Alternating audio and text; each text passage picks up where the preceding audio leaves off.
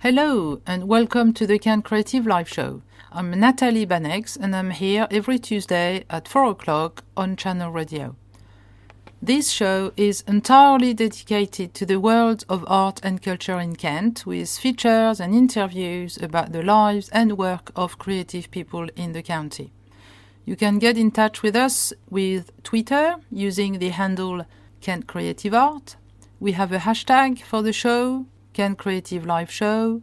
We also have a Facebook page, the Can Creative Live Show page, and a website, www.cancreativelive.org, and this is where you can find all the details about the people and the events that we mention during the show, should you need to check afterwards.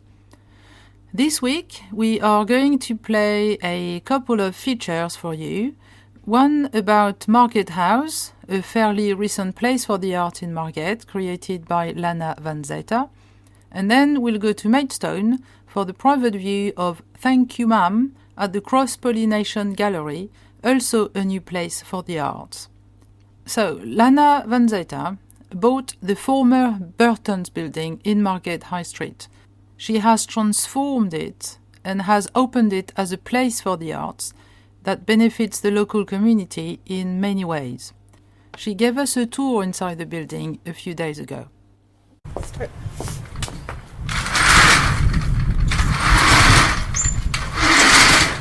I love it when these shutters go up. So many people, they just find respite inside underneath here when it's raining. Just they sit, they stand. It's really interesting. The local community's engagement with this building is it's amazing. It really is. Welcome to Margate House. Let me just lock this because if I leave it open, everybody just walks in, which is really wonderful. But I've actually found people on the second floor wandering about. I'm like, can I help you? Oh yeah, just looking about. How are you? I'm like, I'm great. Should I take you for a tour everywhere? Oh, okay, what are you doing here?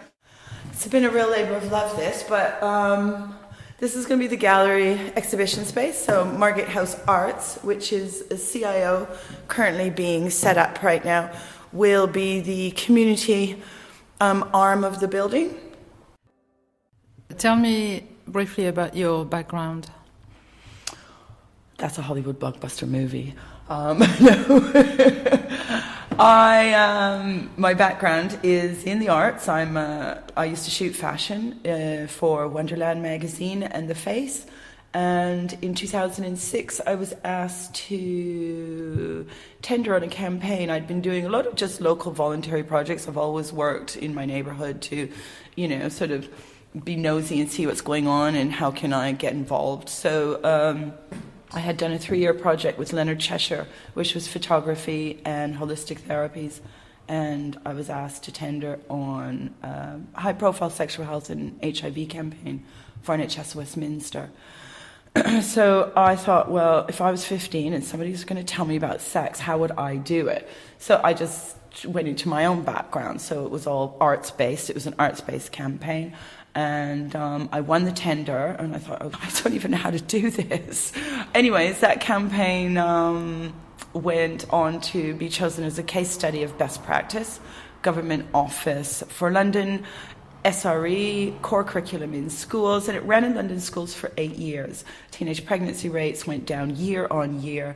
I'm still engaged with the young people who created the campaign, so essentially it wasn't me, it was they created the key content, all the messages, and the campaign is called Bedroom Business.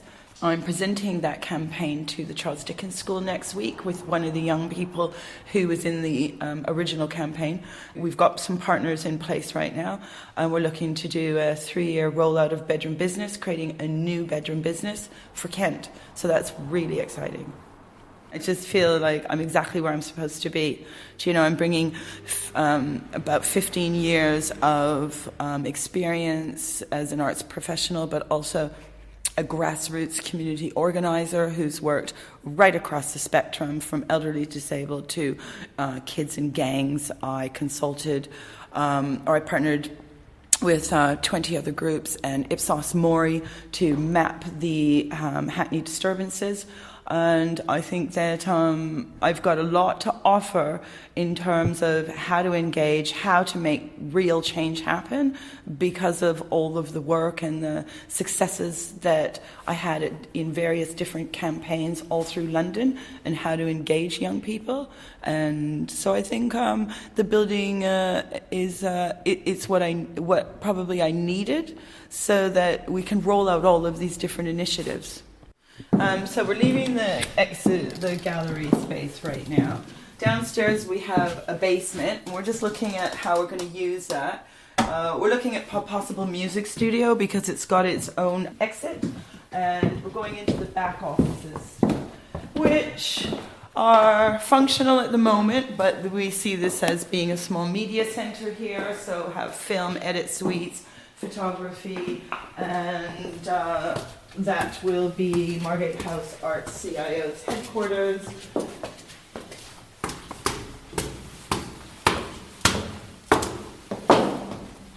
And here's the first floor, which we will turn into studios, and also will probably be the headquarters for Bedroom Business. This is where the young people will create the Bedroom Business campaign. Again, there'll be individual studios as well as open desk working. So that's going to be really exciting, and we're going to start working on this in January. We're actually looking for socially engaged artists, so artists who are really interested in not, obviously having their own practice, but also donating some time to running activities in and around the building with the local community. So that would be what they would need to be able to present in an expression of interest to us. We're looking primarily for photographers, filmmakers, technology. It's an amazing space, and it just needs people who really are really interested in creating something quite special and something quite different here. So what was that building before? Previously it was Burton's, and it's been Burton's since 1936. So pretty long time. The building has got an amazing history. It was built by Rice and Sons, who built the Delaware Pavilion. So it's got a real pedigree in terms of its builders. And there isn't a day that goes by that I just don't have to say, wow, how lucky am I? I'm so lucky. It was funny, lots of people had offered on the building, much more than I did. One person offered £100,000 more than me.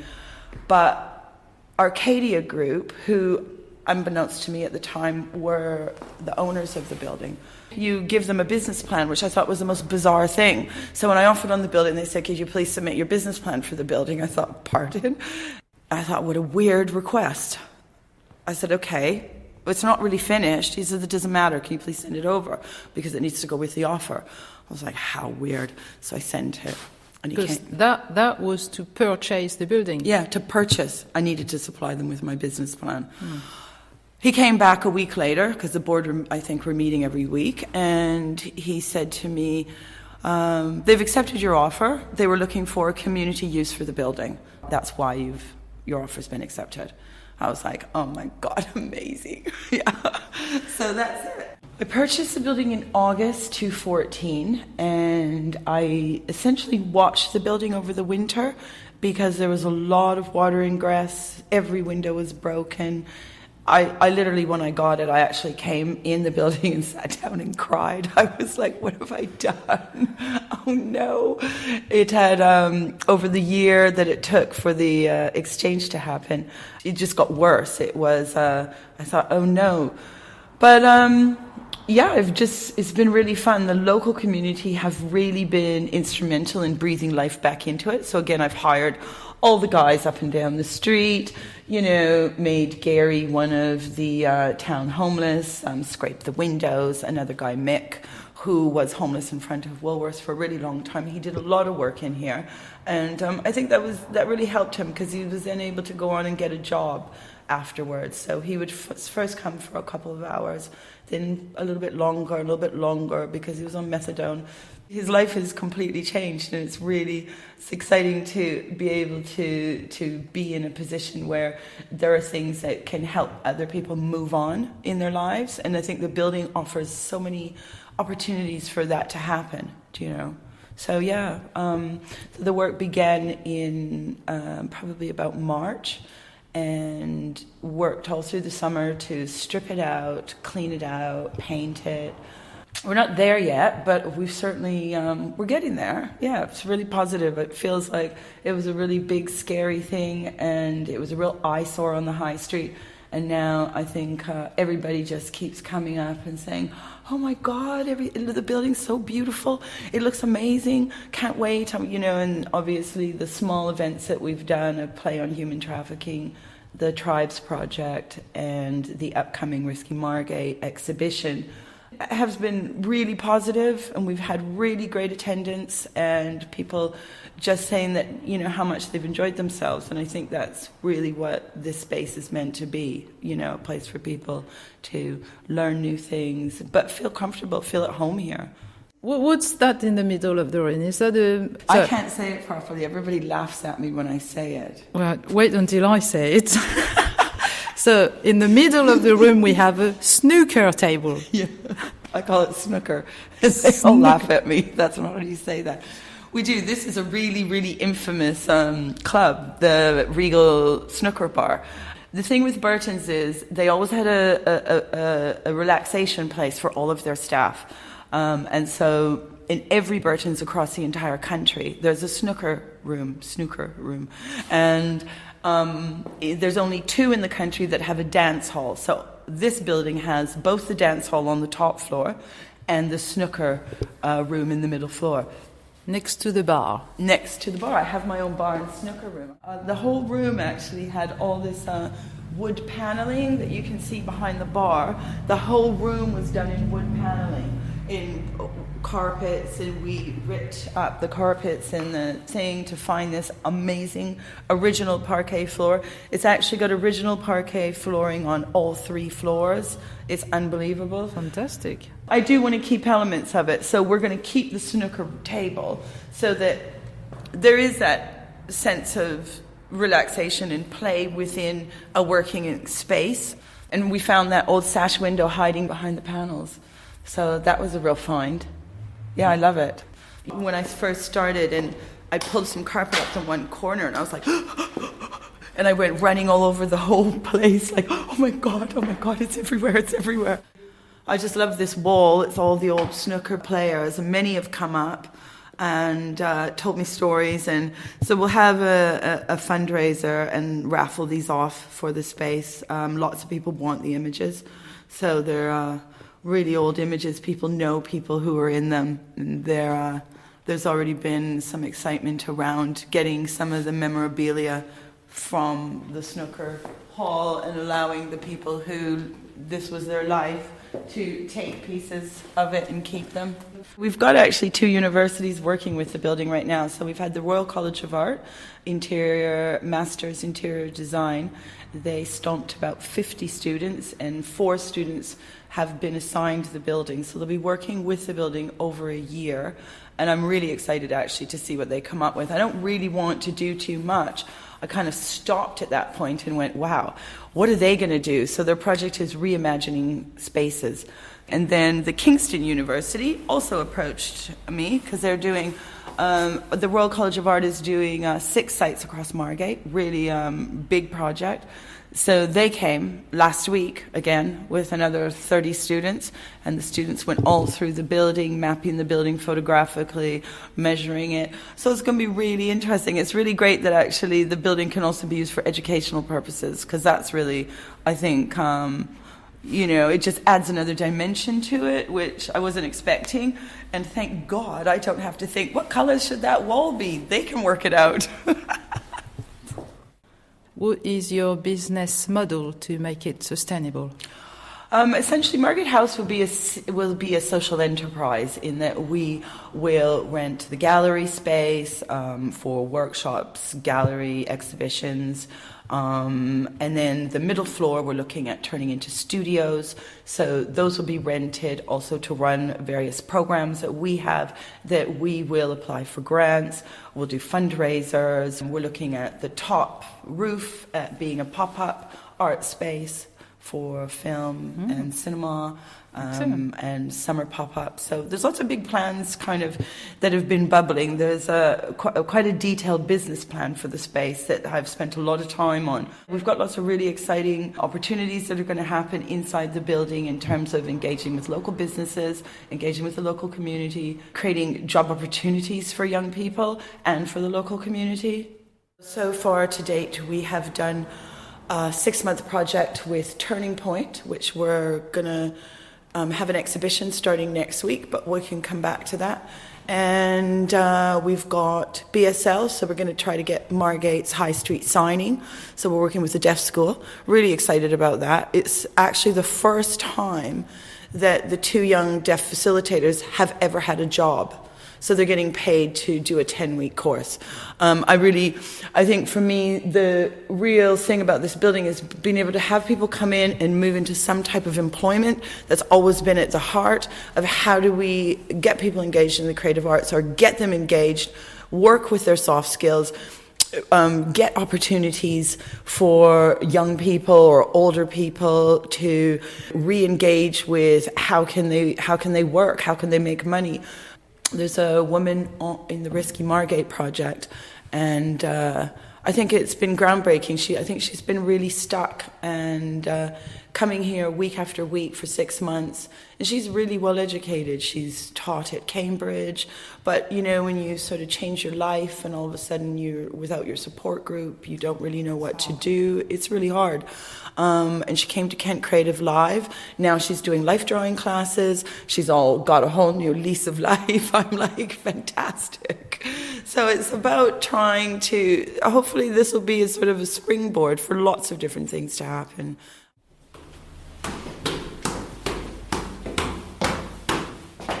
Tell me about Risky Margate. What is it?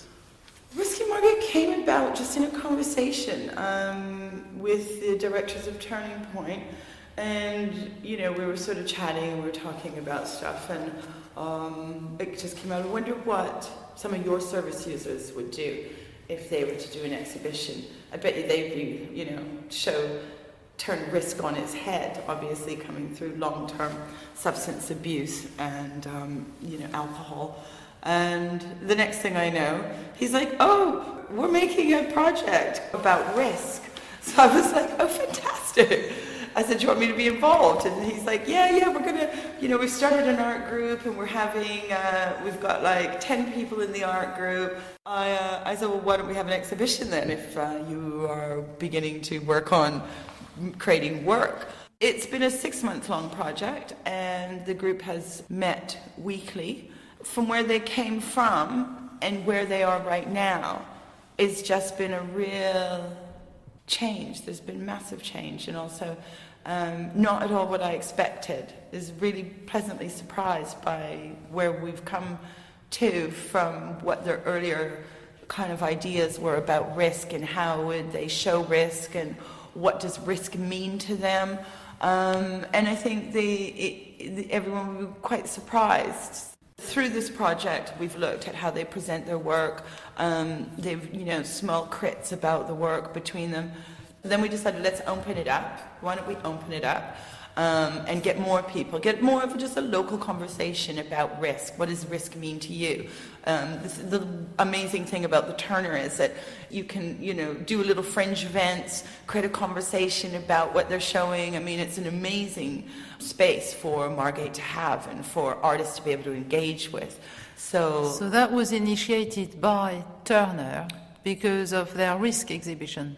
Yes, it's a community conversation, essentially in response to risk at the Turner Contemporary. They've all worked really hard on it, and I'll have to say that it's really interesting to see a group of people who didn't know each other just grow through the whole experience. You know, they became support for each other.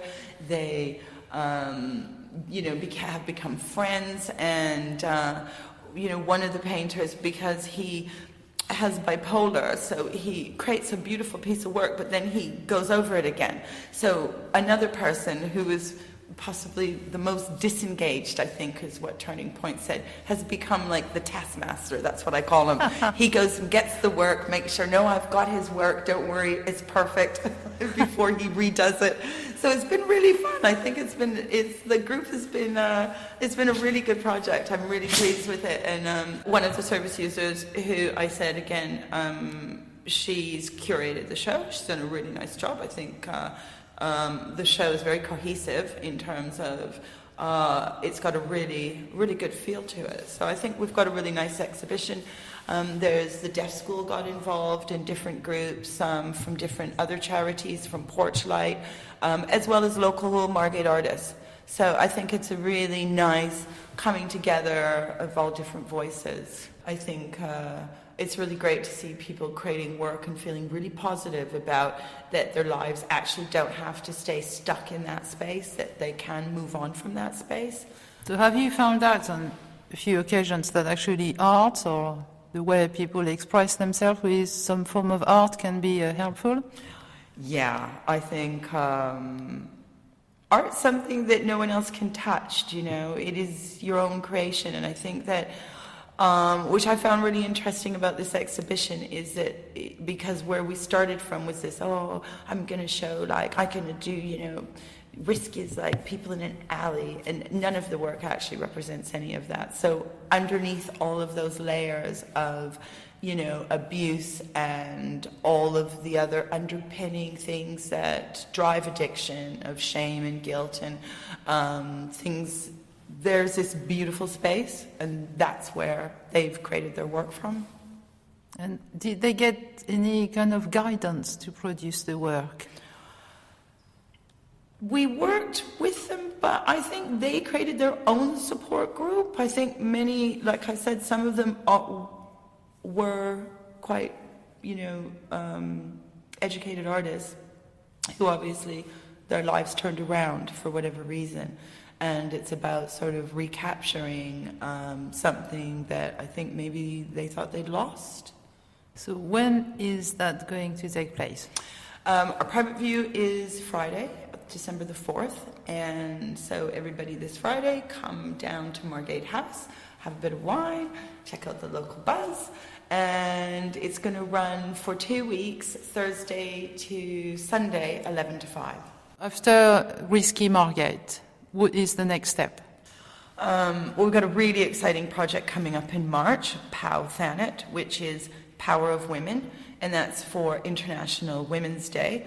That's really exciting. There'll be a week-long schedule of events from female songwriters to performance to plays to moving image to photography, and that's all everybody getting involved. The Turner, Theatre Royale, Mosaic Cat, Resort Studios. I mean, the list is just too long at this stage. It's Pie Factory Music. It's really going to be fun. We're looking at creating activities for everybody right across the whole spectrum, from young women to older women, and really looking at how can we inspire the young women, particularly here in Thanet.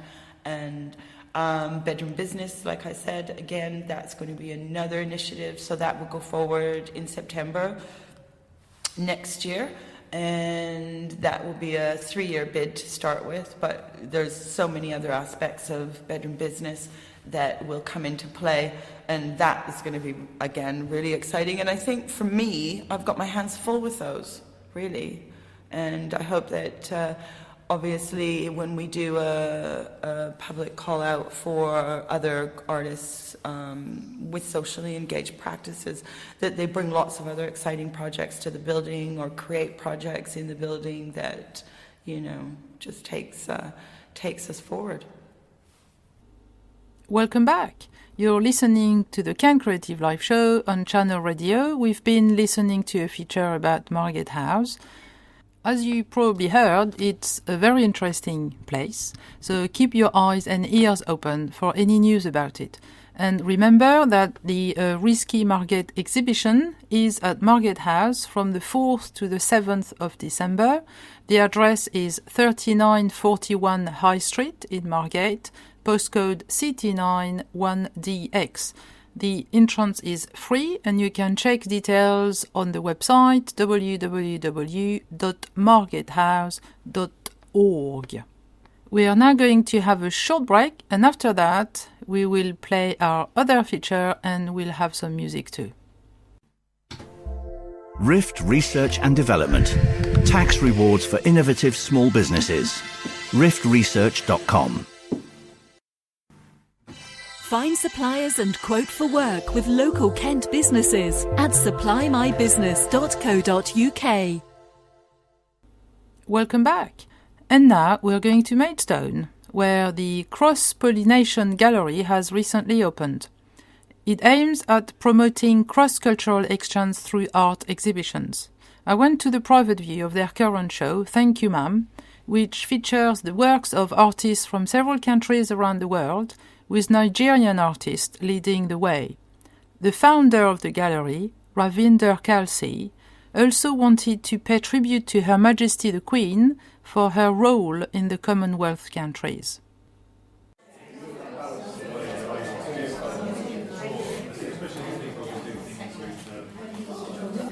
It has been a dream for very many years now.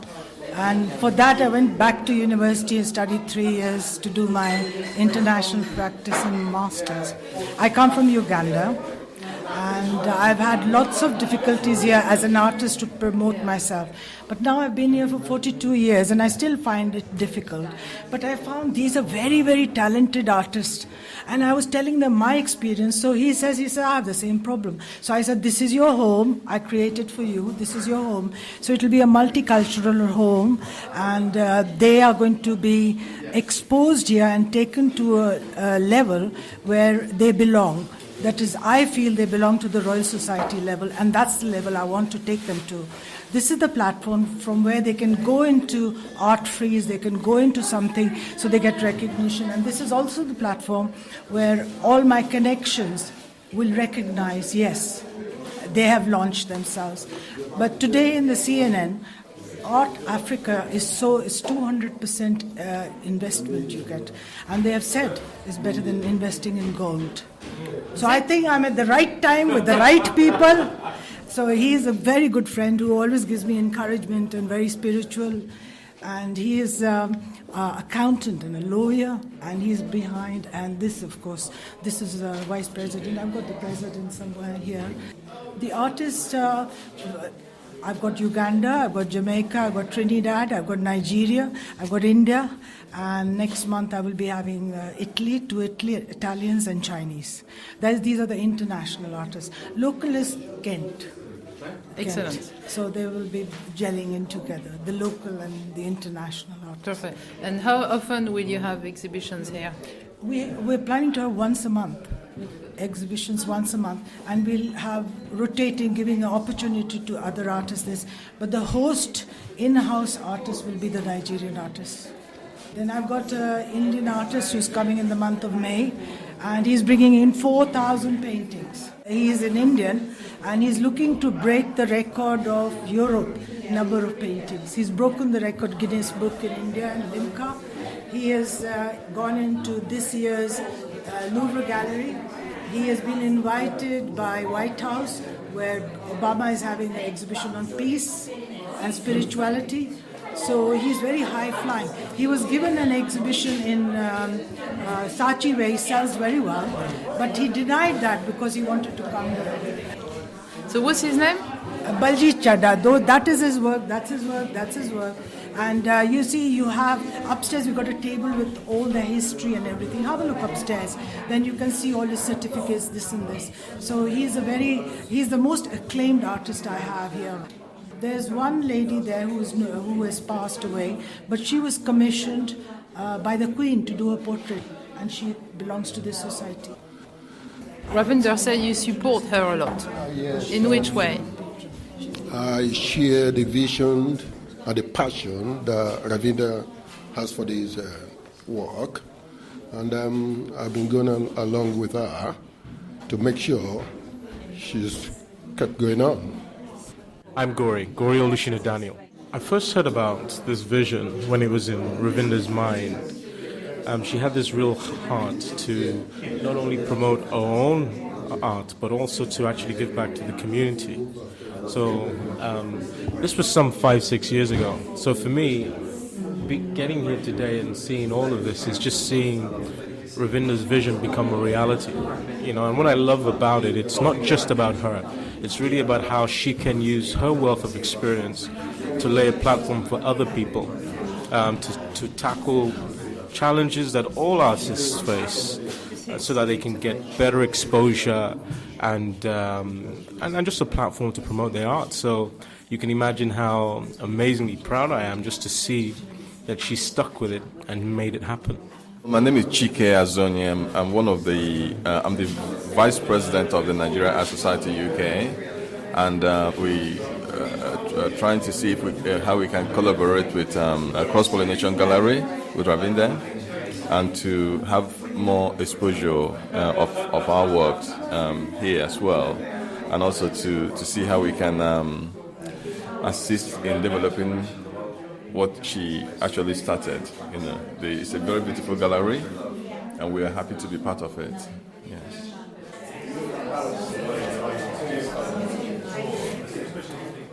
So at the Mester Mela, Diversity House, our charity, had about 6 stalls showcasing different things, artistic things, all sorts of things.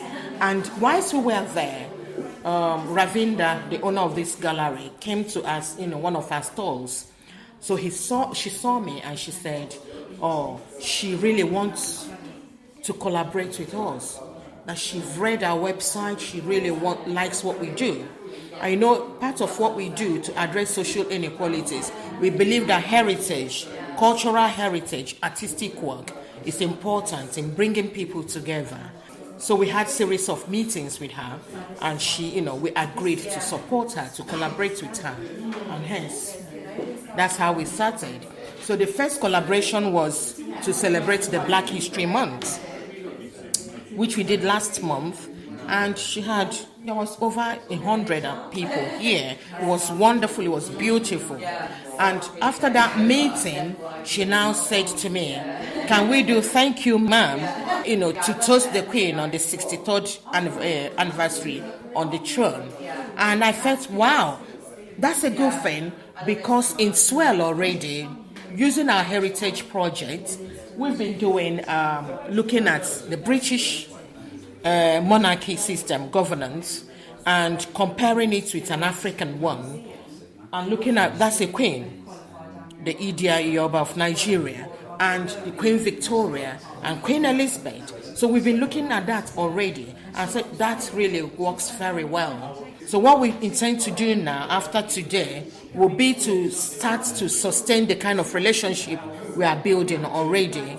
We're going to be doing artistic workshops. We're going to carry out all sorts of workshops here, because there's been a lot of influence of African arts, on Western arts also, and especially in the coloring and all that, and patterns. And we're going to also bring that in here to do workshops with people to show them how African art has actually influenced the Western arts. So that's what we're going to be doing. Well, this is the second time I've been at this wonderful gallery, and we had no idea that our very good friend Ravinda Kalsi was behind this. But we're aficionados of art in our own home, and any time we come to a place with this range of offering, it's wonderful. It's very diverse in the styles, beautifully colourful as well, stunning. Some of the art is stunning. So I just need to go and find my credit card because I can't afford this out of my normal bank balance. Julie, you're here at the Xrosspolynation Gallery. I can see 2 of your paintings. Can you tell me how you managed to get in there?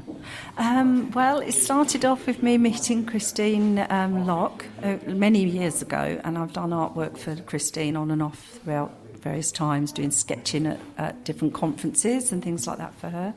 And then she asked me to do a mask, which was for another conference, but it was super large. And so I started painting that. And then she came along, bless her, as she does, and goes, Julie, right, I like what you've done, that's really nice, but would you mind doing Queen Victoria? And so I had an afternoon, literally about 3 hours, to do a 8-foot Queen Victoria.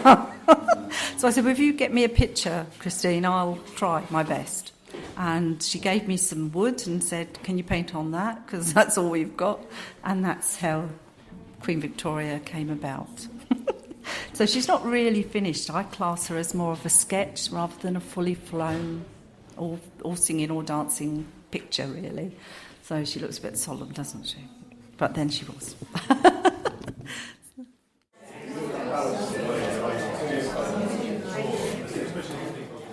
This is lovely. It's a wonderful exhibition here, but it's a beautiful gallery. We're in a corridor at the moment, and we're looking at David's paintings here, and they're really quite tactile. You put your hand over it, where he's obviously routed out grooves inside this. And this is a picture at night of the A2 and all the traffic coming through, and you can see the cars and their rear lights coming up in front of you on the road. And it really is exciting, actually. And the nice thing is, it's actually painted the edge of it. But this is a wonderful gallery and some superb exhibitions tonight, actually. But David, tell me a bit more about this particular painting here. Where's it from? Where's it from? Me travelling home. Yeah. Yeah. It just comes when you're travelling along at night and you see all these lights going in the same direction as yourself, and you think to yourself, you don't know who these people are, but they're all going in the same direction. Much like life, really. That's the inspiration. So we're a lot of sheep travelling with red lights on the back. We are indeed. But this has got veneer on, hasn't it, as well, on the edge? Yeah. You see, I've got my hands actually over it now because I can just feel all the different veneers you've got on the edge. You've done my job very well. I have. So you're holding a tablet in front of me that you're putting in front of your picture. So how is that working then?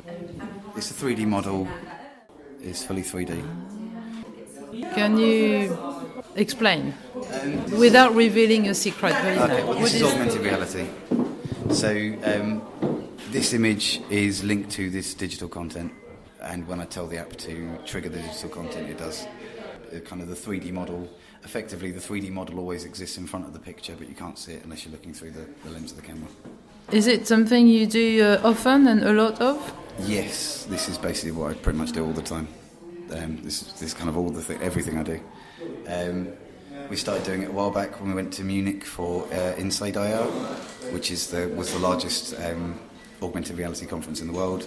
The company that makes all this software invited us to come over, test out their software and see if it could be applied to arts. Normally it's used for kind of industrial or commercial purposes, such as advertising, and we wanted to see how it could be used to make art pieces. It's just an app. Any smartphone, as long as you've got the app Genio, you'll be able to trigger the images. As soon as you've got the app, you can scan our images and they'll start triggering. So there's a couple of galleries that have started to pick up on it. It's the sort of the future, a lot of the future of the whole way the world will work, as well as a new way of making art. Yeah, and it's unusual. In 10 years, it won't be very unusual. This will be kind of, you won't walk down the street without having this happen with just everything. You know, so this is the future of the whole world, really. It's used for surgery, it's used for industrial techniques. It's more proliferant on the continent than it is in the UK. There's a lot more of it, especially in Germany. They've been real kind of world leaders. And there's a lot of companies that are looking to expand and use this technology to see what they can develop. A lot of my work focuses on animation as opposed to pure 3D, but that's it, yeah. Oh, yeah, of course, it's ideal for that. It's the idea of a picture coming to life. Yeah. So with the other pieces, you'll see a lot more animation, and it's the idea of the picture coming to life, doing something, moving, and kind of transition within artwork rather than just a sort of flat plane.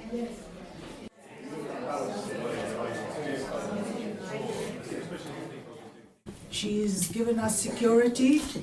She never interferes and says a word out of turn.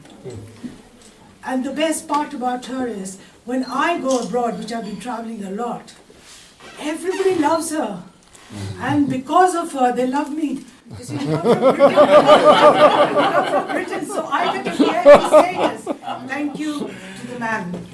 I will also speak on behalf of the Commonwealth, because I come from India and Africa, that in the Commonwealth, she has held the Commonwealth together for so many years in spite of giving independence to each and every country. On behalf of the Commonwealth, I recognize Nigeria as a leading force. It is one of the richest countries. And I am very grateful Gori is within us, because Gori has given the infrastructure contract of the railways to the British government.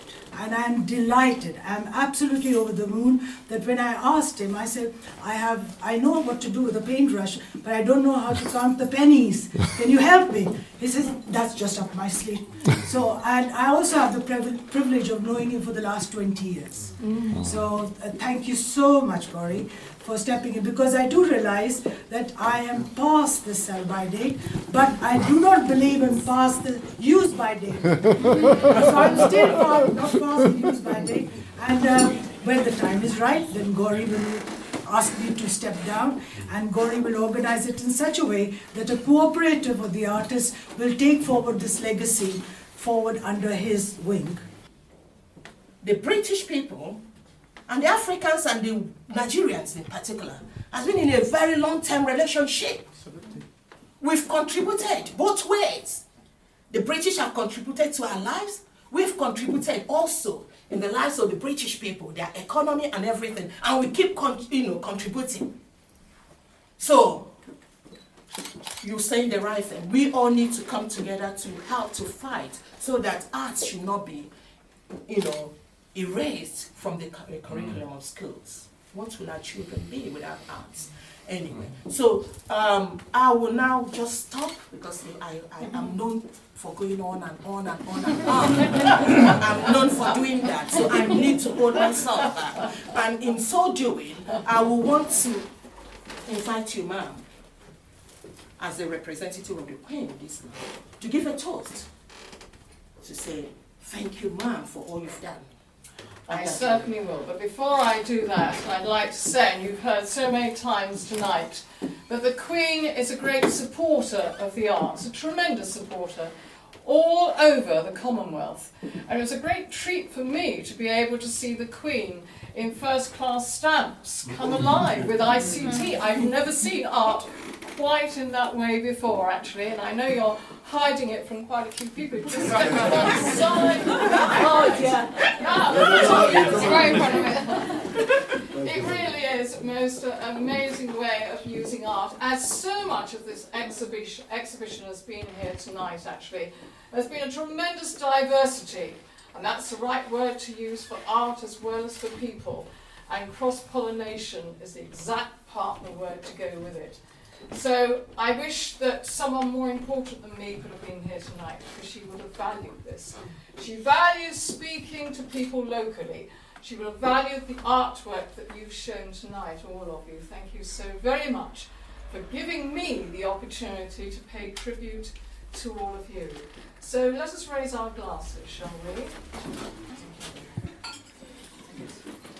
So it's been a wonderful theme for your exhibition to commemorate our Queen's very special reign in our country, and I very much hope that we'll all gather together when we celebrate her 90th birthday in 2016. So everyone, let us raise our glasses to Her Majesty, our Queen, Queen Elizabeth II. Long may she reign. Cheers, cheers, cheers. Oh. I'm extremely honored. So that was Thank You Mum, which you can go and see at the Xrosspolynation Gallery until the 9th of January.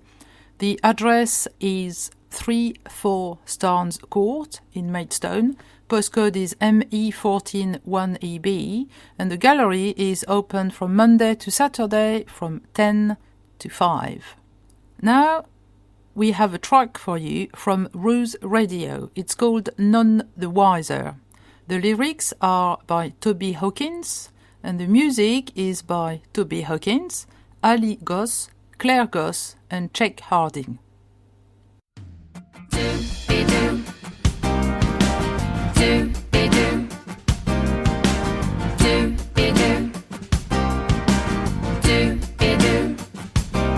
It was an accident. Nothing about it could have held me back. And none the wiser I'll remain to that. Now it's been on my mind again. A little lesson learned. Another 100,000 times I'm burned. But you'll excuse me, I just hate to run. It's just something I was born to do. These thoughts can make you tired if you entertain them. It was never gonna set me free. It's just it's always on my mind these days. I'm feeling tired, yeah, yeah, yeah. But I'm still waiting.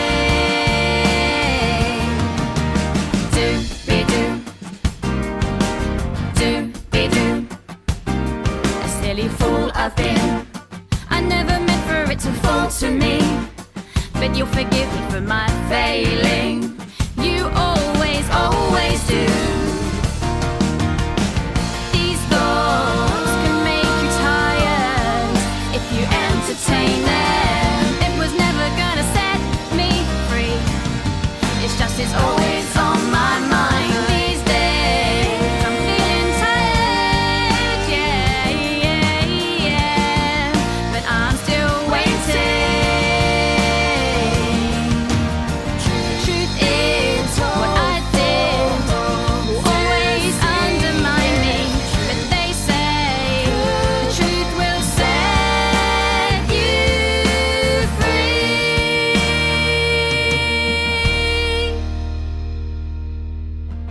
These thoughts could make you tired if you entertain them. It was never gonna set me free. It's just it's always on my mind these days. I'm feeling tired, yeah, yeah, yeah. But I'm still waiting. These thoughts can make you tired if you entertain them. It was never gonna set me free. It's just it's always on my mind these days. I'm feeling tired, yeah, yeah, yeah. But I'm still waiting. Do-be-do. Do-be-do. Do-be-do. Do-be-do. Welcome back. That was None the Wiser from Ruse Radio. If you'd like to get more details about them, the website is www.ruseradio.com. Now it's time to tell you a few things about what's going on in Kent. First, A Handful of Dust, a group show where 8 artists remember children caught in conflict. The show opened at Pie Factory Margate on the 4th of December until the 16th, and all the details are on the artist website, which is www.irememberthechildren.org.uk. There is one thing about this show that is a bit different. The artists have recorded stories about some of their works, so when you visit the show, you will be able to hear the artist talking about them. Here is an example from Max Kimber about her piece Nothing But Rubbles. It's nothing but rubble. It's the terrible waste, isn't it? The physical waste of lives and homes, the cultural waste of ancient ways of life, the metaphysical waste of young minds battered by sights they shouldn't see, and the overarching, simple, pure waste of war. Nothing is spared, the land, the young, and the old, and the innocent, and the guilty. It's Nothing But Rubble is an ode to all the terrible waste, particularly, and most terribly, the loss of our children. So that was a handful of dust at Pie Factory Margate, starting this Friday for a couple of weeks. Then we have the Rose Street Cottage of Curiosities Christmas Art Fair. Local Swell-based artists will be showing a dazzling array of pieces at Rose Street Cottage of Curiosities' first ever Christmas art fair. This former Sheerness dock workers' house is a little box full of treasures, they say. The address is 10 Rose Street in Sheerness, Isle of Sheppey, ME12 1AJ. It starts on the 12th of December until the 19th. The cottage is open at different times and not on every day. So, you can go on Saturday the 12th from 10 to 2, on Tuesday the 15th from 11 to 3, on Thursday the 17th from 10 to 2, on Friday the 18th from 1 to 4, on Saturday the 19th from 10 to 2. The reason is that it's being run by volunteers, so maybe you should check before you go with Joe Eden on 07967 121028 or check their Facebook page for the Rose Street Cottage of Curiosities Christmas Art Fair. All these details will be on our website, cancreativelife.org, so you will be able to check all of that afterwards. We're going to Folkestone now, where there is something that seems to be a first in Kent. It's the Folkestone Living Advent Calendar. Looks like a really good and fun idea. It's a 24-day festival of music, drama, dance, opera, storytelling, etc. And it starts on December the 1st, which is today, and it will run every night until the 24th. And what happens is that every evening at 6 p.m., a different decorated door in the town will open to reveal a surprise live performance. And all the performances are free. So it's a real-size calendar. You can check all the details on the event's website, which is www.folkestonelivingadventcalendar.org.uk. So that is probably worth saying. It's quite unique. Then in Folkestone also, there is the Christmas Student Makers Market. This is designed to help young people start their own creative businesses. It's in Payers Park. It is every Friday between 2 p.m. and 7:30 p.m. and on Saturday from 11 to 5, and that is until the 5th of December.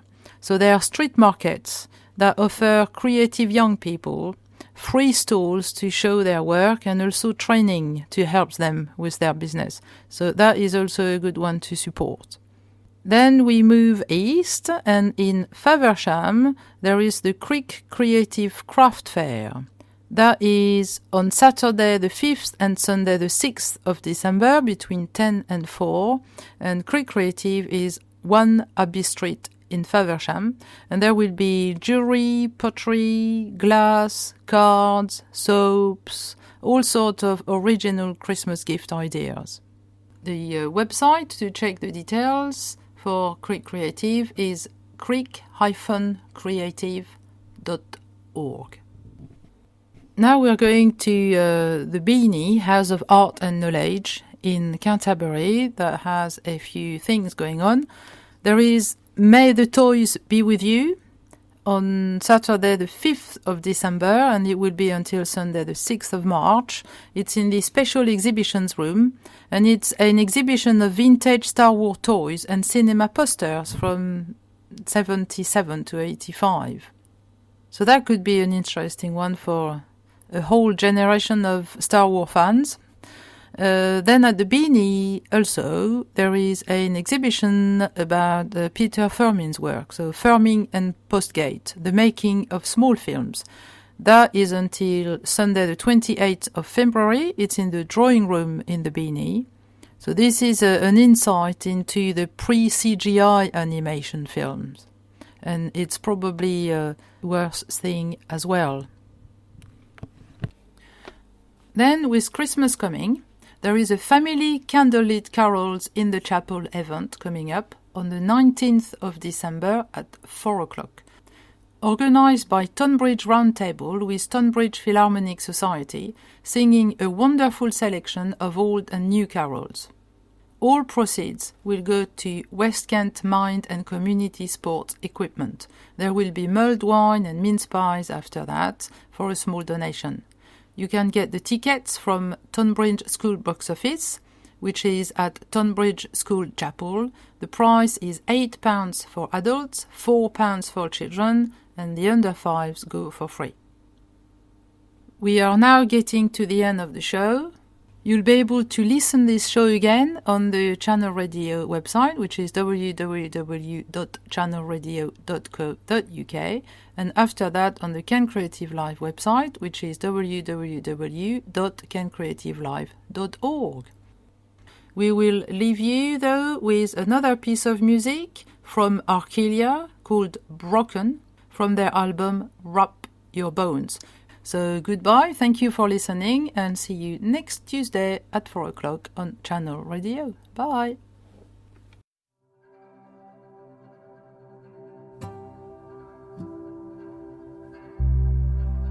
I'll wait here for you, for I'm broken down, coming down this time, for my heart lies far and away where they took you down. Let them over to your house, where I'm broken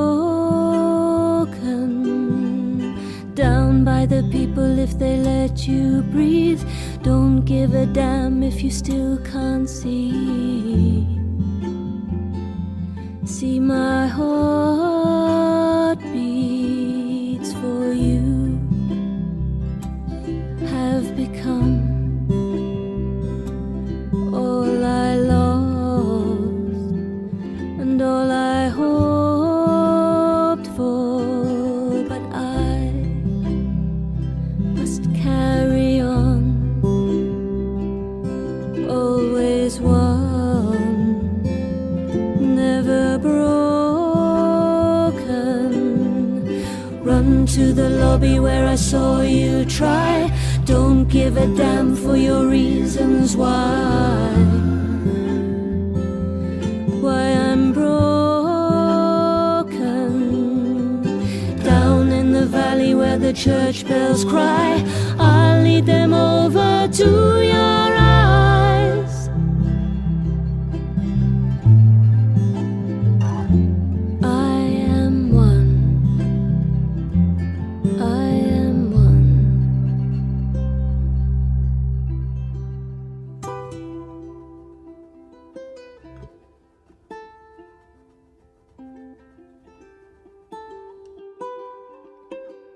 Break a story of peace and love in a future bright. Sacrifice came around, never broken. Down by the people if they let you breathe. Don't give a damn if you still can't see.